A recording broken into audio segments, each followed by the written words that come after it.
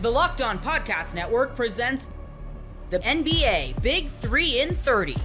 The three biggest stories in the NBA from our local experts at the Locked On Podcast Network. We bring you the real story, why it matters, what's next, who wins the big game, and more, all in 30 minutes. The NBA Big 3 in 30 starts now with the biggest story in the NBA. The Cleveland Cavaliers look much more like the Cleveland Cavaliers again on Sunday as they beat the Milwaukee Bucks. You are Locked On Cavs, your daily Cleveland Cavaliers podcast. Cleveland Cavaliers beat the Milwaukee Bucks 112-100 on Sunday night in Milwaukee to extend their winning streak to 14 games. It is the second winning streak this season for the Cavs. It has been at least 14. They have a chance on Tuesday to match their 15-game winning streak that they started the season with. But this was a game that I do think the Cavs made a bit of a statement because Milwaukee is a team that has been playing good basketball, and I know this was the second night of a back-to-back for them. They lost to Orlando the night before, but this isn't as if the Bucks sat anybody in this game. They played to win this game. I think Milwaukee wanted to build a little bit of confidence because the Cavs now have swept the Bucks. They won all 4 games between these two teams this year, and I think Milwaukee wanted to kind of prove to themselves a little bit, hey, if we see this team in the postseason, we could beat them. So I think this was a game they wanted, and obviously it didn't turn out that way. The Cavs, I thought for the most part, the first quarter, the thing I was most interested in seeing was what is the energy level like for the Cavs? Because if we are being honest with ourselves, the last 4 games, so Charlotte, Chicago, Miami, and Portland a week ago last Sunday, the Cavs didn't look great. They won games without playing their best basketball. I didn't think that the energy level in those games was necessarily where it needed to be. And I didn't think there was a reason to worry. And I do think that Sunday's game against Milwaukee kind of proved that right, because this was a game that was going to be, I think, a statement one way or the other. And clearly when you win a game by 12, when you lead and just build that lead in the fourth quarter and put it out of reach to the point where the other team empties the bench with like 4 minutes left, that is something that I think sends a message itself. And I do think that the Bucks wanted to try and, as I said, prove to themselves they could beat the Cavs in the postseason. And I think the Cavs wanted to prove to them that, no, you can't. We are a much better team. We're a team that is on a much different level than the Bucks are capable of getting to this year. And I think that is something that the Cavs themselves, they said, hey, we want to prove this. So after the first quarter, and again, the energy was good early, which was the first thing that I was looking for. It wasn't great, but it was good enough. They looked, again, to me, like the Cavs. I thought the ball movement, particularly in the second quarter, and that's when the Cavs did start to build that lead. They started to go on the run during that quarter. And I don't think that the second quarter was quite a Cavalier. They ended up winning that quarter 28-20. But I do think that it could have been much, much worse. Like the ball movement in the second quarter is what we are used to seeing at peak Cavs, right? Like when that ball is moving around, they are almost impossible to stop. And I actually thought, despite how well they played and how I think encouraged everybody should have been after the second quarter, it was hard for me to sit there and just be like, man, this is a 10-point game. The Cavs should be winning this game by like 25. Because it felt like, and the Cavs in that quarter went 5 of 16 from 3 in the second quarter. But it didn't feel like any of those 16 threes. And of course, a team is never going to shoot 100% like that. But several of them were like, check the wind 3-pointers. And I just do think that there's no way for a lot of teams when the Cavs have the ball movement going like they do, it's very, very difficult to defend. And I think that's one of the things that we really, really saw. And that stuck out to me because, okay, the Cavs are not playing great, but the energy level is where it needs to be. And then that typically leads to a good end result. And we saw the second half be better for the Cavs than the first half was. And I do think Milwaukee made this game a little bit closer in the final minutes with a couple of garbage time baskets, but the Cavs controlled this game throughout. And I think that's the message that they sent is that, yeah, in any series between the Cavs and the Bucks, the Milwaukee Bucks are going to have the best player in Giannis Antetokounmpo. And he was, I thought, pretty good on Sunday night. He finished with 30 points, I believe it was. Like, he was solid, but they don't have the other guys that the Cavs have. Like the Cavs, if you're drafting players in a series, you're drafting Giannis first. And then I think the next 3 picks are Cavs because you're taking Evan Mobley, you're taking Donovan Mitchell, and you're taking Darius Garland. And then you're probably taking Damian Lillard. And Dame was fine. Like, he had 22 points in this one, but it just feels like Milwaukee does not have the perimeter defenders that they would need in a series against the Cavs, which is crazy to say. And I will talk about this coming up in a little bit. But in this game, I think the best thing about this game for the Cavs, if you're a Cavs fan, was Donovan Mitchell very good on Sunday night? I didn't think so. I mean, he was 4 of 15 from the field. He had 15 points, was 1 of 7 from 3. That's not the Donovan Mitchell that we are accustomed to seeing, and that is not the Donovan Mitchell I believe we'll see in the playoffs. He's got a much better playoff track record than a game like this. Darius Garland finished with 13 points. He was 1 of 8 from 3, 4 of 13 from the field. A lot of those were open looks. Like, those guys, objectively speaking, had pretty bad games by their standards, and the Cavs still controlled this one throughout. Like, if there was a message sent on Sunday, I think it's, we were not at our best. This is the Cavs speaking here. The Cavs were not at their best, right? They did not play anywhere near their potential in this game. They missed a ton of open threes. They did a great job generating those looks, but they missed a ton of those looks. I will say, I thought what they did defensively was really, really good. Like, yeah, Giannis and Dame combined to score 52 points, which was more than half of Milwaukee's points. Those guys are awesome players. But other than that, no one for Milwaukee had really a chance. Like, okay, Kevin Porter Jr. hit a mid-range jumper. Cool. Congratulations. Like, that is kind of the extent of just Milwaukee not having enough in other places. But this was kind of all about the other guys. And I think that's a great sign for the Cavs, because when they are rolling, you expect better performances from Darius Garland. You expect better performances from Donovan Mitchell. That will come. I'm not concerned about either of those guys. But for them to have bad nights and for the Cavs to still control a game against a team that will probably have home court, maybe not have home court, they could slip to 5 or 6, I do think. But a team that could potentially be a second round matchup, that to me sends a message, because do I expect Milwaukee to look better in the postseason than they did on Sunday? Yeah, probably. Like, it's the second night of back-to-back for them. Giannis is still on a minutes restriction, even though he played over 30 last night. He played 33 on Sunday, so I don't think that was necessarily a big issue with this game. But the Bucks will be better. I think the Cavs, like, the Bucks played, I think, in this game closer to their ceiling than the Cavs did, and the Cavs still dominated. Like, it was not a close game. It was not a game that you ever felt like, even when Milwaukee went on a couple of their mini runs in the second half and they cut it to 4, like, it never felt like this was a game that was in danger for the Cavs. It always felt, because every time Milwaukee would cut it to 4, someone would hit a 3 for the Cavs, or it would be Sam Merrill or Dean Wade. Isaac Okoro hit one. That just kind of kept happening and happening. And despite the fact that, again, they shot 40% from 3, but it didn't feel like they shot the basketball all that well. I will be very curious when the numbers come out on Monday morning to go and look at how many of the 3-pointers they attempted. And I believe they attempted 47 threes. Yeah, they were 19 of 47. I'm very curious to see how many of the 47 threes that they took are deemed wide open by the NBA, because it felt like, I mean, several of those shots, there was just not a defender anywhere near them. And some of them went down, like the dagger 3-pointer that Dean Wade hit in the corner, wide open. Darius Garland, like, just missed a couple of shots that there was no one even close to him, that Darius Garland's going to make that shot more often than not. And I think that's just kind of speaks to what the ceiling of this Cavs team is. And I do think that Sunday night was a good reminder to Cavs fans, to the Cavs themselves, to all of America, because this was a nationally televised game. And most importantly, probably the Milwaukee Bucks, just how good they are, because this is a game that could be a preview of a second round postseason series. And after this game, it's really difficult for me to sit here and talk myself into the Cavs not winning that series. And I would obviously pick the Cavs to win the series, but it's hard for me to see the avenues where they don't. If both teams are healthy, like, yeah, Milwaukee has the best player in the series, but everything else points the Cavs' direction. Like, the Cavs have a matchup advantage just about everywhere else. And I think that's a really, really big thing. But I do think that if you want to look for the biggest positives from this game, it's the message the Cavs sent, right? It's putting Milwaukee kind of back in their place in the standings a little bit.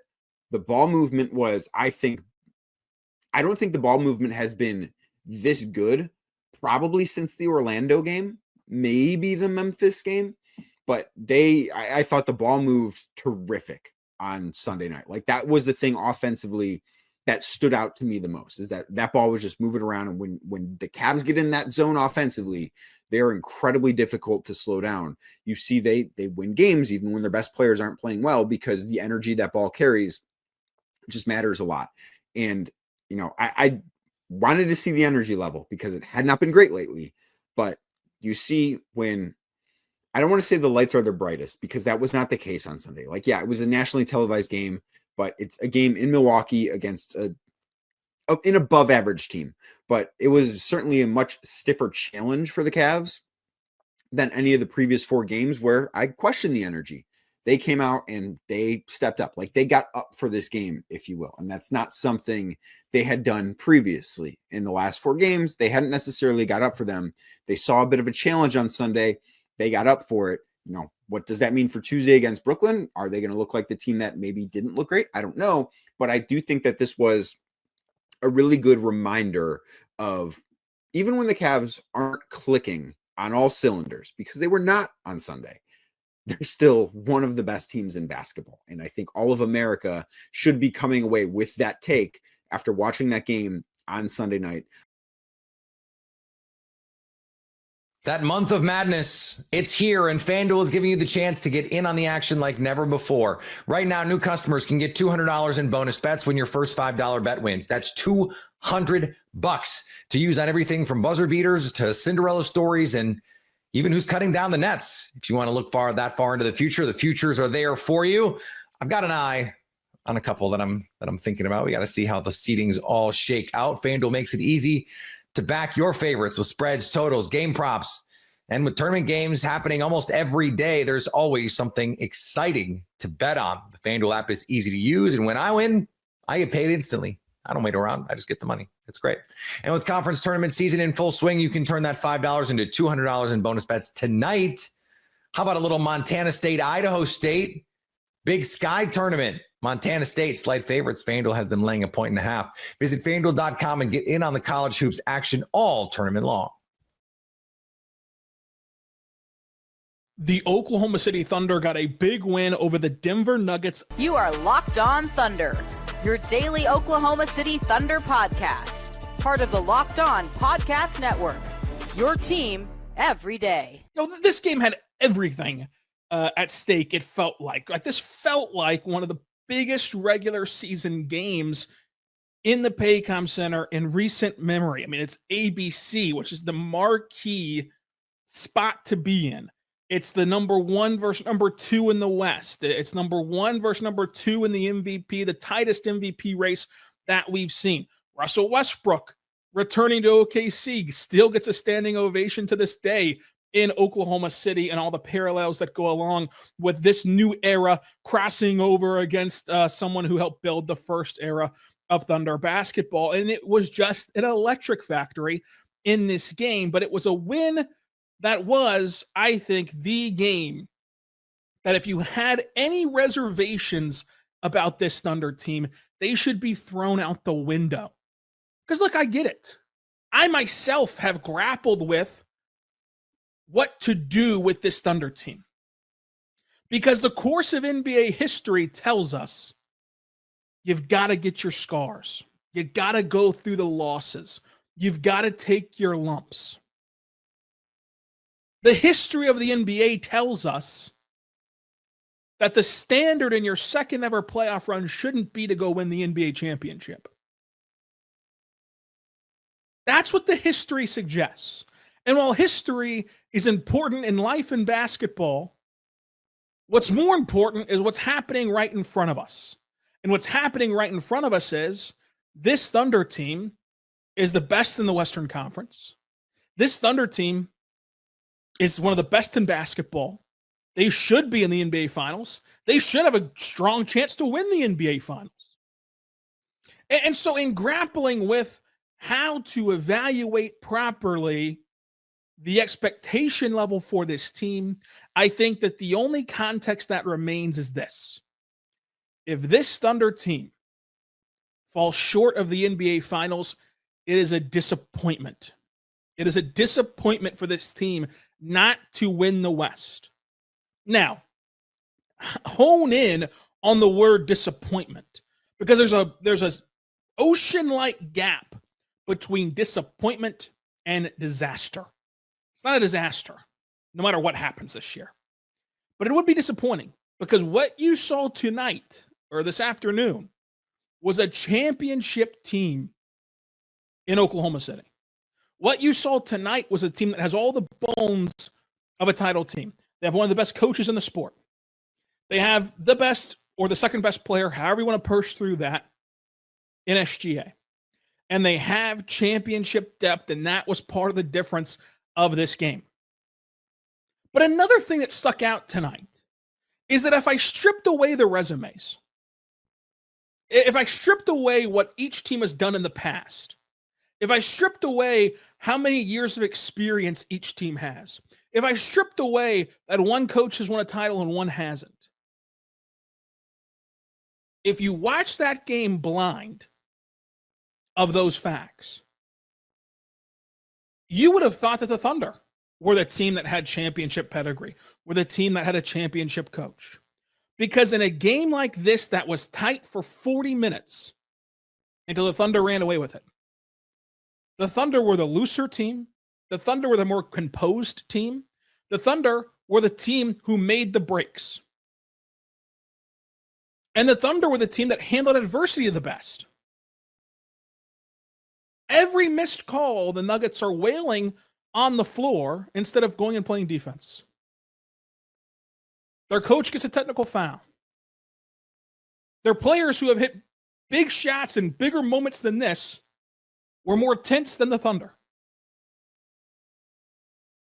And the Thunder, again, were just the more composed team. And one of the stark differences of this game compared to games we've seen even this season, but much less last season, was the Thunder's ability to power through a slow start that got them down 11 points in the first quarter. I mean, that 10-0 run, you can look at that and say, here we go again. You think back to the Milwaukee Bucks NBA Cup game, and it just shows you how far, along this Thunder team has came. It shows you how long this season is. Because when that Bucks game happened, the NBA Cup that doesn't count for anything, it's no more important than an exhibition game right now. When that game happened and the Thunder were clanking shots, the Thunder looked tight, the Thunder, looked like the pressure of the game got to them. That's a far cry from what they look like today. When they got down 11, they were able to adjust. They were able to put that in the rear view and keep stacking possessions, get over that hump, and stay there. I mean, once they finally cleared that hurdle, there ends up only being 3 lead changes and 4 ties. They get down 11. They get the game within 1 at the end of the first. Then the Thunder lead by 1 at the end of the second. Then the Thunder lead by 3 by the end of the third. And then the avalanche happened. And this adds to it the Thunder's championship DNA. So they have the star that it takes to win a title. You cannot win a title without a star. They have a coach that I think everybody should trust, the reigning coach of the year. And you can't win a title without a good coach unless a billion factors go your way. And they have the identity. When games get tight, when games get muddy, when games get murky, as this one was the entire night, because the scoreboard at the end of the day won't reflect it, but anyone who watched that game knew, these two teams kept everything within the margins for the majority of this game. But then the avalanche hit. And the Thunder's version of an avalanche is just stacking stops. So it's not as pretty as like the Warriors version of an avalanche where they're bombing threes and in the blink of an eye, you're down by 20, but it's the exact same result. The Thunder get a lot of credit for their net rating and a lot of credit for their margin of victory, and they should. But there's been a lot of games like this where it's been tight until it's not, and that's what great teams do. That's what great teams have done through the history of this league. So, this first segment, a little bit all over the place, and we're going to get the car back on the road, but this game deserves an off-script podcast for you.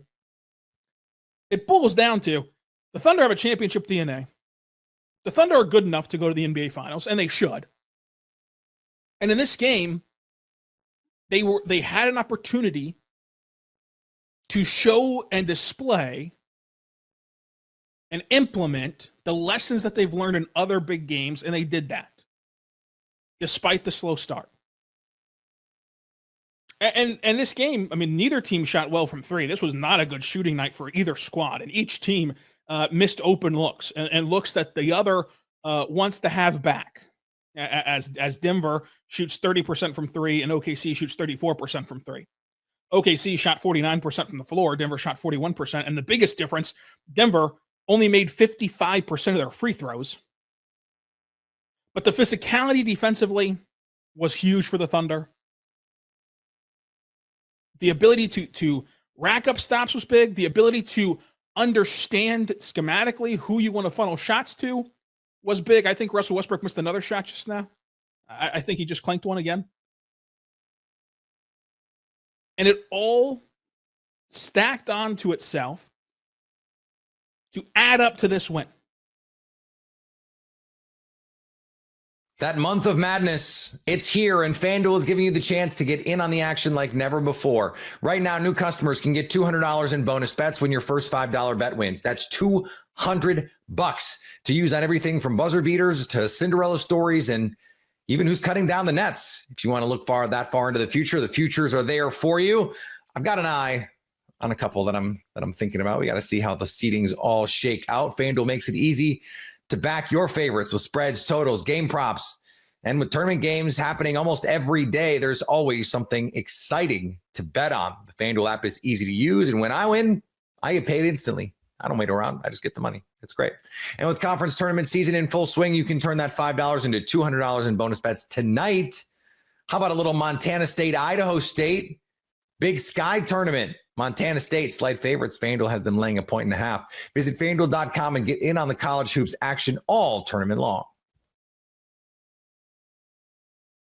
I've been trying to make sense of this Sacramento Kings team really all season long. You are Locked On Kings, your daily Sacramento Kings podcast. This is the second time in the last 3 games that I'm starting the Locked On Kings podcast with just this stinging feeling in my gut, right? A painful loss that is numbed a little bit by the fact that the Sacramento Kings did so many good things in this game.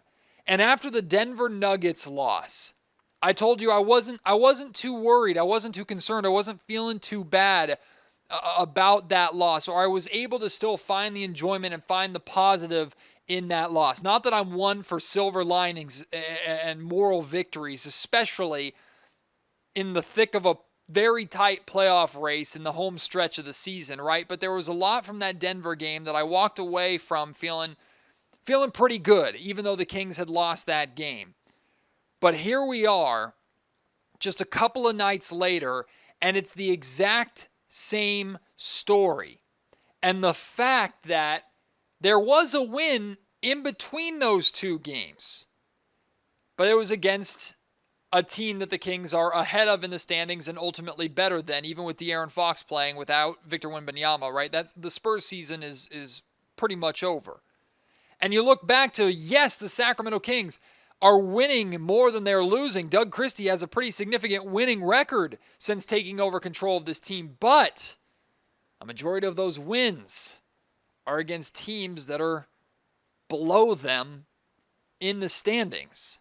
And I'm not trying to say that to undermine anything that Doug Christie has done or undermine anything that the Sacramento Kings has been doing. Tonight, the defense was solid again. I thought Keegan Murray had the best fourth quarter, the best quarter period of his career. We'll talk about that. Zach LaVine finding a way to score over 30 points while hitting just 1 3-pointer in this game. Jake LaRavia playing really well. Devin Carter having his best game of his career so far. Like, there's so much from this game positive that I want to talk about and I don't want to take away from, but here you are again against teams that are at the very, very least at your level, but in standings and the general belief is are better than you. They're teams that fit into that good to great category that you have to compete against in order to make the playoffs. You had full control, and you blew it. You blew it. 2 losses against 2 playoff, or at the very, very, very least, high-end play-in teams, in the Clippers' case, in the West.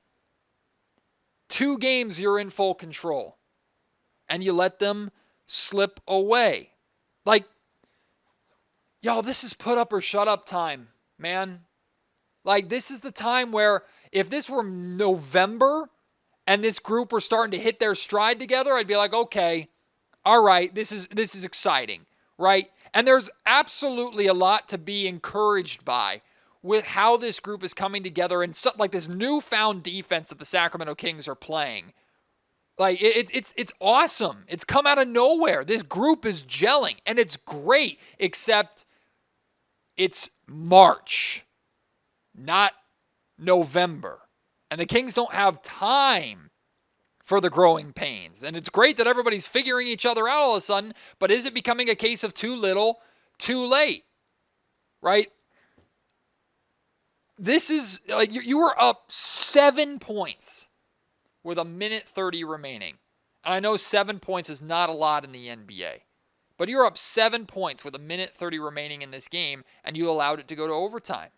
You stopped moving the basketball. There was a horrendous overturned call that we'll talk about later on in this podcast that 100% changed the outcome of this Kings game and caused the Kings to lose. No ifs, ands, or buts about it. But besides putting blame on the officials, the Sacramento Kings have to take blame upon themselves because, again, these are 2 games against teams that are better than them. 2 games that the Kings are trying to prove that they are at the same level or at a playoff level with these teams. And they do it for 3.5 quarters and then just couldn't close it out. Maybe it's good that they're learning these lessons and learning in real time and trial by fire together. But again, these are 2 games that if the Sacramento Kings finish exactly where they're at right now, 9th in the West for the 2nd straight year in a much worse play-in position than even just 8th, these are 2 games we're going to go look back at and go, damn, those killed. And I'm afraid this is who this Kings team is. I'm afraid that while it is a fantastic thing that the Kings have found ways to handle their business against the teams they're better than and not just win those games, but win them comfortably, win them soundly. I know they lost to the New Orleans Pelicans in a heartbreaking loss at the hands of really C.J. McCollum the game before the All-Star break. That one stings as well.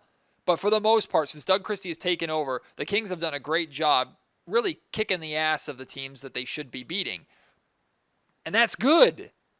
But the teams that you got to be worried about in the play-in/playoff scenario are all teams that are going to be at the very least at your level. Most, if not all of them, are going to be above your level. And the Kings are showing that, sure, they can hang, but when it matters most, they can't get the job done. This is the start of what I'm calling the stretch of doom, right? They got the New York Knicks tomorrow night. Sure, Jalen Brunson isn't playing. He's out with an injury right now, but that team still is dangerous. They pretty much kick your ass every single year with the way that they play, and they're rested waiting for you in Sacramento while you're coming off of a hard-fought game where the majority of your best players played over 40 minutes tonight, right? And that's just, that's just the first of a few brutal back-to-backs over the stretch. You got Cleveland coming in. You got a back-to-back against Boston and OKC in Sacramento to round out this stretch of doom. These are games where this team is truly going to be tested. And I'm sorry, efforts like this, efforts like the last 2 losses are good enough to give them a chance to beat the Clippers and to beat the Denver Nuggets, who I don't mean to be disrespectful, but I feel they are one of the weaker playoff teams in the West, just in my opinion. OKC, Boston, Cleveland, 3 very legitimate title contenders. The New York Knicks, who are proving they still are one. The Kings got to play this good just to have a chance to maybe steal one. I'm afraid what we're seeing, we are being told, this team is showing us that they're figuring things out. Maybe they're on the right path, but for right now, for the goals that they've set for themselves, they're going to fall just short again. And look, I know some of you are going, Matt, they're missing Malik Monk. They're missing Domantas Sabonis. Give them a break. They're down 2 starters. Missing 2 starters is a big deal, of course. And trust me, I'm not trying to disparage the importance of those 2 players. Those of you who have listened to Locked On Kings for the last handful of years know how big of a homer I am for Domantas freaking Sabonis. You're not going to see me all of a sudden turn on Sabonis and do a 180 and say, like Sabonis not playing didn't matter in this game. Of course it freaking matters. He's arguably the best player on this Kings team. Certainly one of the most important. But I think it is absolutely fair to question whether or not this level of defensive intensity and success that we have seen from the Sacramento Kings over the last handful of games, but really over the last 2 weeks, but especially in these last few games, against Denver, against the Clippers, both games without Monk and without Sabonis. I think it is absolutely fair to question that when those guys come back and take back those starting caliber minutes that they are going to play, whether or not the defense will be able to stay at the same level. Because if it drops off against these really good teams coming into town, it's going to hurt. Now, maybe offensively, if the Kings had been better tonight, they would have won this game and overtime never would have mattered, right? The Kings only scored 110 points and they had to scratch and claw for those 110.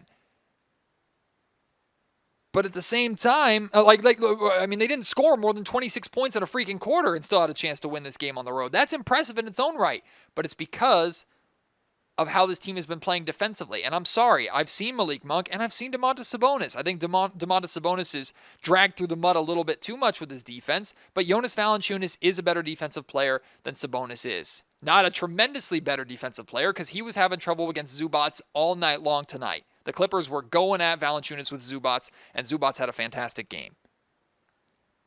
But I am very concerned that this level of defense that we've seen the Kings have success with, that they're really hanging their hat on over these at least the last week. I'm concerned that defense is going to drop off when those 2 do come back. And even so, like the Kings, 1, can't afford to wait for them to get back. And hopefully both of those guys are coming back soon. Number 2, the Kings certainly can't wait for them to get reacclimated with this new group who's developing chemistry together. So I don't do I believe the Sacramento Kings would be and are better off with Domantas Sabonis and Malik Monk playing? Yes, 100%. But I need to see when they come back that this team is still capable of playing the same way, or that them coming back is going to improve upon the way that the Kings are playing right now.